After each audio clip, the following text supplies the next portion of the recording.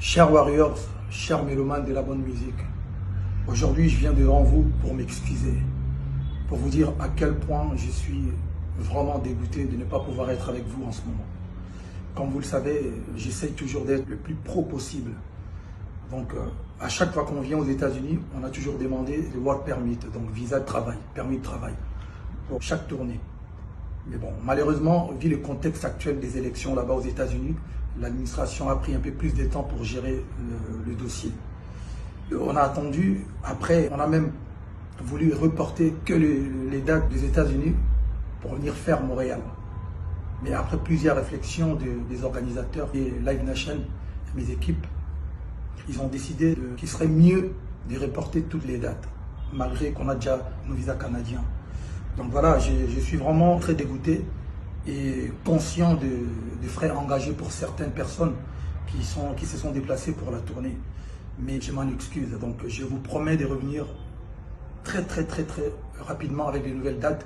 On va d'ailleurs en rajouter quelques-unes aux États-Unis. Donc on va refaire Montréal, New York, Atlanta, Dallas, Washington et puis trois ou quatre villes encore aux États-Unis. Donc vraiment, c'est indépendamment de ma volonté. Je sais que c'est dur à accepter, mais je vous promets de revenir et dans 2-3 jours pour vous annoncer toutes les dates.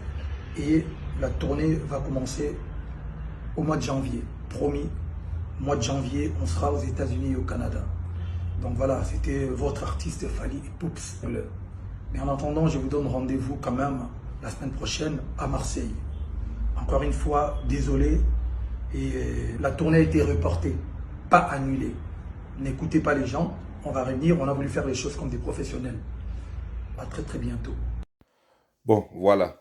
L'artiste a quand même eu le courage de venir s'exprimer et présenter ses excuses auprès de ses mélomanes, ce qui est vraiment une très bonne chose parce que nous, personnellement, déjà ici, on n'était pas vraiment du tout content de la façon dont les choses évoluaient. Surtout dans une des vidéos que j'avais faites où je disais que non, voilà, ici aux États-Unis, les gens ne sont pas comme en Europe.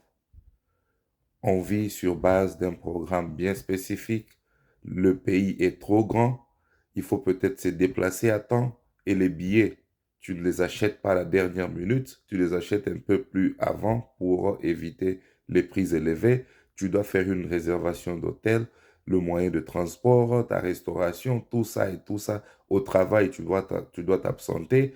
Tu dois peut-être mettre tes jours de congé et tout ça. Et venir annoncer ça à la dernière minute, c'était vraiment un choc. Le même jour où il a annoncé l'annulation de tout le reste des concerts aux États-Unis, j'avais fait une vidéo. Parce que quand je vis on a annulé Dallas et je crois Atlanta, je me suis dit que non, là, ça ne sent pas bon. Et surtout, à la date, personne n'avait déjà fait les déplacements. Je me suis dit que non, ça n'allait plus se faire parce que déjà, ces musiciens ne pas venir à temps ou l'équipe n'est pas arrivée à temps. Généralement, quand ils arrivent, ils font des vidéos à l'aéroport ou bien une vidéo, comment est-ce qu'ils sont en train de quitter. Je me suis dit, je ne veux rien faire, je ne vais pas engager un déplacement ou engager un moyen de transport avant que je ne voie une vidéo de leur arrivée. Et ce n'est pas la dernière minute qu'ils l'auront fait. Bon, c'est une bonne chose quand même. Il est venu, il nous a présenté ses excuses. C'est bien. Mais en tout cas, la prochaine, il faut que les organisateurs puissent avoir une bonne communication. Déjà, quand il y avait des spéculations, vous saviez que ça allait affecter la vente. La vente était déjà affectée suite au problème de spéculation qu'il y avait déjà, que non, on a annulé des dates. Et alors, les gens pensaient déjà, donc, c'est probable que le reste des dates puisse être annulé. Alors, les gens étaient un peu réticents dans l'achat des billets. C'est quand même bien, ce n'est pas tous les artistes qui font ça. Merci beaucoup à Fally Ipupa et nous vous attendons encore ici. Espérons que ça va aller très bien la prochaine fois. Quand il parle de visa, ça, c'est vraiment vrai.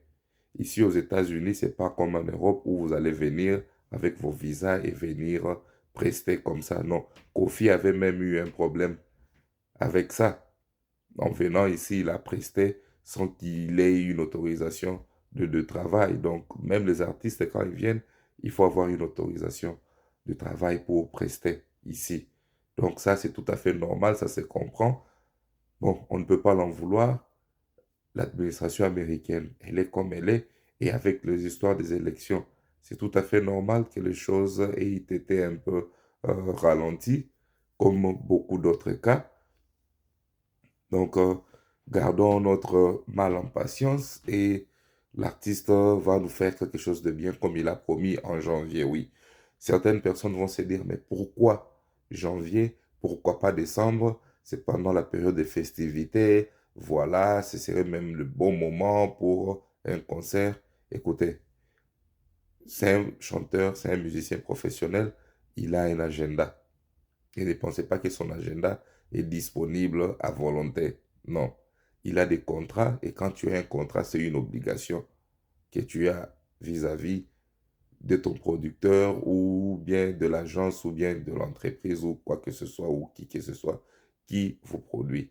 Donc, il a déjà des obligations. Et aussi savoir que c'est un père de famille, il a des enfants, il a une femme, il aimerait aussi avoir du temps pour passer avec sa famille. Ce n'est pas tout décembre où on doit être dehors en train de fêter avec les autres. Généralement, nos musiciens, nos artistes, ils passent jamais les festivités avec leur famille à la maison.